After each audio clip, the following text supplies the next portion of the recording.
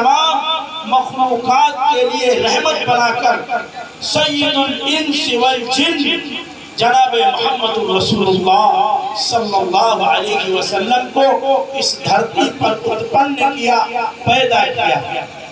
آپ علیہ السلام کی پیدائش سے پہلے اس دنیا کا جو حال تھا آپ نے سنا ہوگا کہ کیسے انسان جانور کی زندگی اختیار کر چکے تھے، انسان خون پی لیا کرتے تھے، انسان اپنی بچیوں کو درگور کر دیا کرتے تھے، اور خود ہمارے ملک کی یہ حالت تھی کہ اگر کسی کا پتی مر جاتا، اگر کسی کا پتی دیہانت کر جاتا، یعنی اس کا انتقال ہو جاتا، تو اس عورت کے ساتھ بدترین سلوک کیا جاتا، حتیٰ کہ وہ عورت اپنی اس لوگوں کی سلوک کی وجہ سے، لوگوں کے غلط برتاؤ کی وجہ سے، لوگوں کو کی نگاہوں میں اس طرح بے حیثیت ہونے کی وجہ سے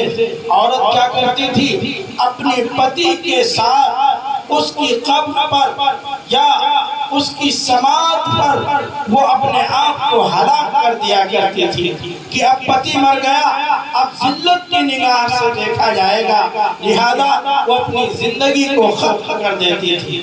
یہ حال ہمارے اس پیارے ملک کا تھا، یعنی ہندوستان کا تھا۔ عرب کی بات تو یہ تھی کہ وہ اپنی بچیوں کو، دودھ پیتی بچیوں کو پیدا ہوتے ہی زندہ زمین میں درگور کر دیتے کہ کوئی عورت اپنی بچی کی محبت میں اپنے بچی کو باپ سے چھپا کر کے رکھتا، یہاں تک کہ ایک عورت جس نے اپنی بچی کی پرداخت کی باپ کی نگاہوں سے چھپا کر کے، پھر جب وہ اس لائق ہو گئی کہ اپنی زبان سے کچھ بول سکے، تو باپ جب اس کو نظر میں وہ لڑکی آئی، اس لڑکی کو لیا اور قبرستان میں گیا، زمین کھودنے لگا، کس لیے؟ اپنے جگر کے ٹکڑے کو دفن کرنے کے لیے، کس لیے؟ اپنی اس پیاری بچی کو جو اپنی زبان سے ابو کہہ رہی ہے، اس کو زمین کو کھود کر کے دفن کرنے کے لیے وہ اپنی بچی کو لے کر کے گیا۔ ایسا بربریت کا عالم تھا، بچی چیخ چیخ کر کہہ رہی ہے، ابو یہ آپ کیا کر رہے ہیں؟ آپ مجھے دفن کر رہے ہیں، ابو دیکھیے کہیں آپ کے یہ فاورا نہ لگ جائے، آپ کے بدن پر مٹی نہ لگ جائے، آپ کے کپڑوں میں مٹی لگ رہی ہے، کیوں آپ یہ گڑھا کھود رہے ہیں؟ لیکن انسان بالکل حیوان ہو چکا تھا، اپنی بچی کو درگور کرنے کے لیے پوری طور سے اتاولا تھا۔ یہ ماحول تھا، ماحول یہ تھا کہ اگر کوئی جانور کسی پنگھٹ پر پہلے پانی پی لیتا تو دوسرے قبیلے کے لوگ اس بات کو لے کر کے اتنے متشدد ہو جاتے کہ ان کی تلواریں سوکھ جاتی، ایک دوسرے کے خون کے پیاسے ہو جاتے۔ یہ ماحول تھا۔ خود اللہ کے رسول صلی اللہ علیہ وسلم کے بچپن میں ایک واقعہ کھڑا ہو گیا، کیا؟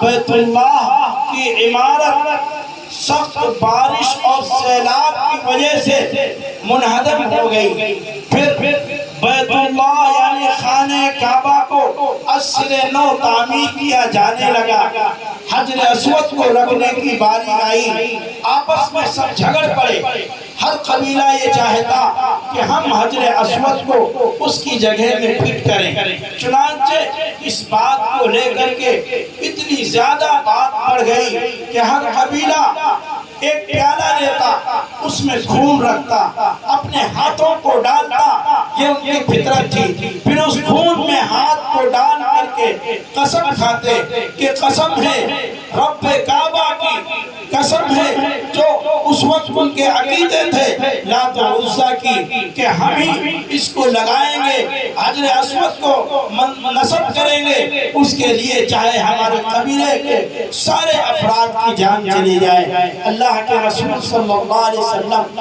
ابھی کیا کہتے ہیں، جب حضور کو یہ بات پتا چلی، حضور اور ایک اس زمانے میں معمر شخصیت تھے، شاید مغیرہ نام تھا ان کا، انہوں نے یہ بات جب دیکھی کہ لڑائی انتہا پر پہنچ جائے گی، انہوں نے مشورہ کیا، لوگوں کو بلایا اور کہا دیکھو بات یہ طے ہوئی ہے کہ کل مسجد میں یعنی بیت اللہ میں سب سے پہلے جو آئے گا تو وہ شخص یہ وہ شخص فیصلہ کرے گا، وہ جو فیصلہ کر دے گا اس فیصلے کو مانا جائے گا۔ چنانچہ بیت اللہ میں سب سے پہلے جناب محمد رسول اللہ صلی اللہ علیہ وسلم پہنچے۔ دیکھیے ذہانت، دیکھیے ذکاوت، دیکھیے صلح کرنے کا جو انداز ہونا چاہیے، دیکھیے اس نبی کا جو نبی رحمت للعالمین بن کر آیا، کیا فرمایا حضور نے کہ ایک چادر لائی جائے، چادر لائی گئی، اس کے اندر حضور نے اپنے ہاتھوں سے حجر اسود کو رکھ دیا، پھر تمام قبیلے کے افراد سے کہا کہ ہر قبیلے کا ایک ایک شخص آئے اور اس چادر کو پکڑ کر بیت اللہ کے پاس پہنچے، کعبہ کے پاس پہنچے۔ جب وہ لوگ اس کو لے کر کے گئے تو ہم اللہ کے نبی جناب محمد رسول اللہ صلی اللہ علیہ وسلم نے حجر اسود کو اٹھایا اور اس کی جگہ پر اسے نصب کر دیا۔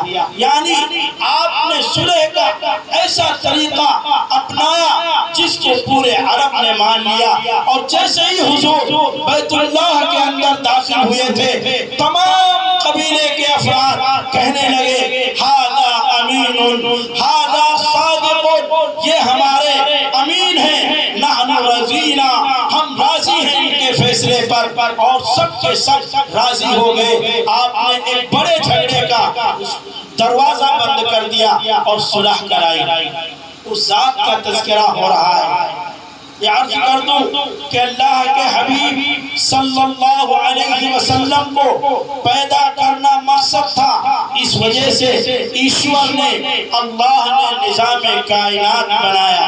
اللہ کے حبیب صلی اللہ علیہ وسلم یتیم پیدا ہوئے، یعنی آپ کی پیدائش ہوئی، آپ کے والد محترم کا انتقال ہو چکا تھا، لہذا آپ کی والدہ ماجدہ حضرت آمنہ رضی اللہ تعالی عنہ، جب حضرت آمنہ آپ کی والدہ آپ کی پرورش کرتی، آپ کو بڑا غم ہوا کہ ابھی شادی ہوئی تھی، 2 مہینے ہوئے تھے کہ عبداللہ سفر پر چلے گئے اور واپس آ بھی نہیں پائے۔ اگر آج عبداللہ ہوئے اپنے نور نظر کو دیکھتے، مسکراتا ہوا، چمکتا ہوا، دمدماتا ہوا یہ چہرہ، جیسا چہرہ کہ آج تک کوئی بچہ ایسا پیدا ہی نہیں ہوا، ایسا روشن اور چمکدار چہرہ جس کو دیکھ کر کے نگاہیں بھر جاتی، لوگ ٹکٹکی لگا کر دیکھتے۔ مکہ کے اندر لوگوں میں یہ شہرت پا گیا بچہ کہ آمینہ کے وہ بچہ پیدا ہوا ہے، عبداللہ کا وہ بچہ پیدا ہوا ہے۔ اس بچے کی طرح میں نے کسی کے بچے کو نہیں دیکھا، نہ اس کی طرح کسی کی آنکھ ہے، نہ اس کی طرح کسی کی ہونٹ ہے، نہ اس کی طرح کسی کی ناک ہے۔ اس کا جسم ایسا لگ رہا ہے کہ سجا کر کے بنایا گیا ہے، یہ چرچا پھیلتا چلا گیا۔ لیکن عورتیں کہتی کہ خوبصورت تو بہت ہے لیکن باپ نہیں ہے۔ وہ آتے اس بچے کو پوشا دیتے، جبریل امین یہ اعلان کرتے ہیں اس کی فکر نہ کرو، اگر یہ بچہ یہ چاہے گا کھلونے کو دل کرے گا، اس کا یہ اشارہ کرے گا، اللہ چاند کے ٹکڑے کر دے گا۔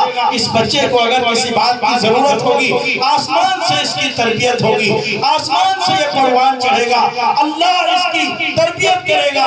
جس کو یتیم سمجھ رہے ہو وہ آگے چل کے پورے جہان کے تمام یتیموں کا ماوا بنے گا، تمام یتیموں کا ہمدرد بنے گا، مسیحا بنے گا، یہ رحمت للعالمین بنے گا۔ اللہ کے حبیب صلی اللہ علیہ وسلم کی ولادت ہوئی، 9 ربیع الاول، بعض روایات میں 12 ربیع الاول کو آپ علیہ السلام کی ولادت ہوئی۔ سن عام الفیل کا زمانہ تھا، تفصیل کا وقت نہیں ہے، نہ بتاتا کہ عام الفیل کیا ہے، یعنی ہاتھی والا سال۔ مختصر یہ سمجھ لیجئے کہ بیت اللہ کو منہدم کرنے کے لیے ایک قافلہ چلا تھا، اور وہ قافلہ یہ چاہتا تھا کہ بیت اللہ کو منہدم کر دیا جائے اور ایک صنعاء میں بنایا جائے بیت اللہ، تاکہ لوگ یہاں زیارت کے لیے آئیں۔ اللہ نے ابابیل پرندوں کو بھیج کر کے اس قافلے کو ختم فرما دیا۔ وہ سال تھا 22 اپریل سن 571 ہجری کو اللہ کے رسول صلی اللہ علیہ وسلم پیدا ہوئے، جب سارے عالم میں اندھیرا چھایا ہوا تھا، ضلالت و گمراہی عام تھی۔ ایسے پرفتن میں آپ علیہ السلام نے آنکھیں کھولی۔ پھر عرب کا یہ دستور تھا کہ دیہات سے عورتیں آتی اور بچوں کو دودھ پلانے کے لیے لے جایا کرتی تھی۔ حضرت حلیمہ اس قافلے کے ساتھ چلی، یعنی تمام دایا جو مکے آ رہی تھی ان کے ساتھ حضرت حلیمہ بھی چلی۔ حضرت حلیمہ کی اونٹنی انتہائی لاغر اور کمزور تھی۔ ان کی جو سہیلیاں تھیں وہ کہتی تھی پتہ نہیں یہ اونٹنی مکے تک پہنچے کہ راستے میں اپنا دم توڑ دے۔ قحط سالی کا زمانہ تھا، بکریوں کے تھنوں میں دودھ باقی نہیں رہا تھا، سب طرف بھوکمری کا دور تھا۔ اس وجہ سے وہ عورتیں حضرت حلیمہ سعدیہ بھی آئی تھی بچوں کو لینے، تاکہ ان کو لے جایا جائے اور دودھ پلایا جائے، ان کے گھر سے کچھ انعام اور اکرام ہو، انعام سے نوازا جائے، اس انعام سے اپنے گھر کو چلایا جائے اور اپنے پیٹ کو بھرا جائے۔ لہذا یہ قافلہ چلا۔ سب سے پہلے وہ عورتیں پہنچی جن کے اونٹ تیز رفتار تھے۔ حضرت حلیمہ کی لاغر اونٹنی تھی، دیر میں پہنچی۔ تمام عورتیں، ہر دایا یہ چاہتی تھی کہ مالدار بچے کو لے تاکہ اسے کچھ حاصل ہو۔ ساری عورتوں نے مالدار بچوں کو لے لیا۔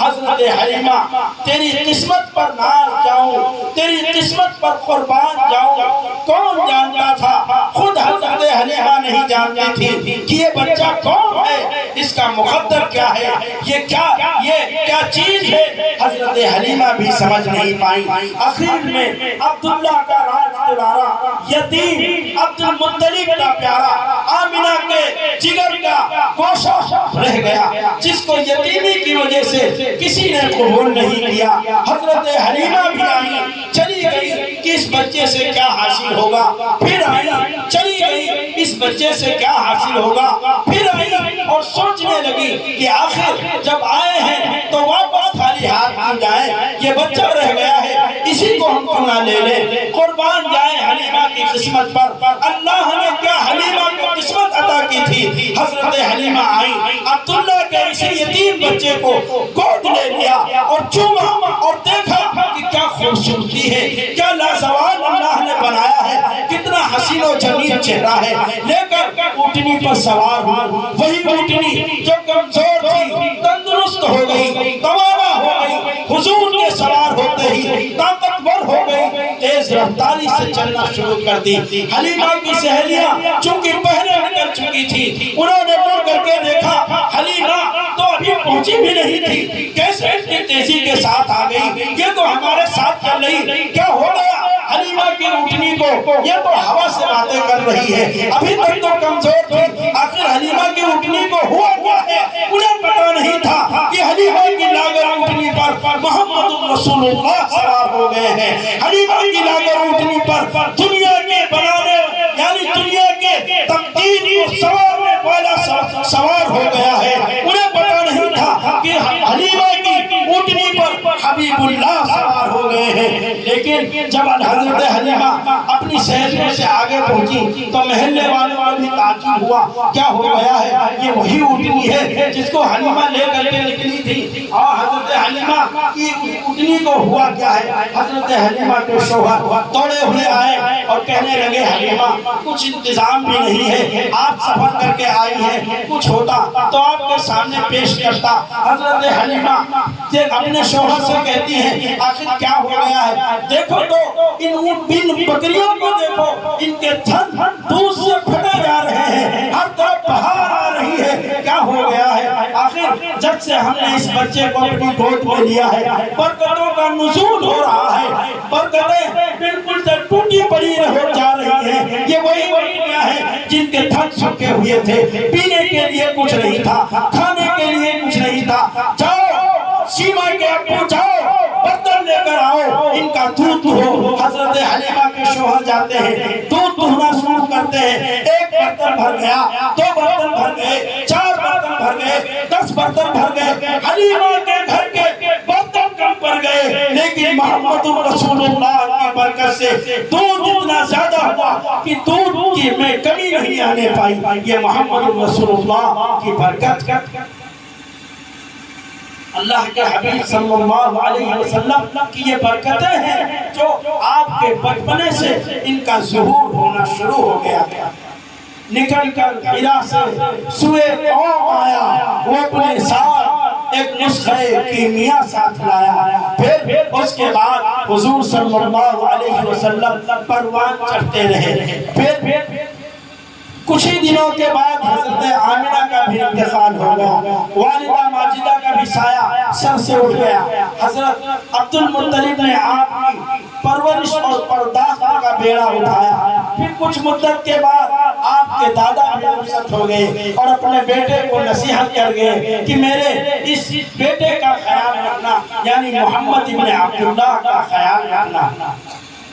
جب اللہ کے رسول پیدا ہوئے، ایک ایس نام کا راہب جو تورات و زبور کا ماہر تھا، راہب کہتے ہیں جو عبادت گھر کا ذمہ دار ہو، اس نے عبد المطلب سے کہا کہ آپ کے گھر بچہ پیدا ہوا ہے؟ حضرت عبد المطلب نے کہا جی ہاں۔ اس نے کہا کیا نام رکھا ہے؟ کہا محمد۔ پھر اس نے کہا کہ دن کون سا تھا؟ کہا دوشنبہ۔ کہا اچھا یہ وہی بچہ ہے عبد المطلب، اپنی قسمت پر ناز کرو، آج سے اب ہمیشہ بنو ہاشم کو کوئی بھلا نہیں سکتا ہے۔ یہ بچہ وہ ہے جس کے بارے میں 3 علامتیں ہم نے سنی تھی، تینوں علامتیں پوری ہو گئی۔ ایک تو یہ کہ دوشنبے کے دن ایک ایسا تارا طلوع ہوا جس کو کبھی دیکھا نہیں گیا تھا۔ دوسرے یہ کہ اس بچے کی ولادت دوشنبے کے دن ہوئی۔ تیسرے یہ کہ اس کا نام محمد رکھا گیا۔ بلا شبہ آپ اپنے تقدیر پر ناز کریے، اب بنو ہاشم کا نام کبھی بھی کوئی مٹا نہیں سکتا ہے۔ یہ محمد رسول اللہ کی ذات اقدس ہے۔ اس کے بعد جب اللہ کے رسول صلی اللہ علیہ وسلم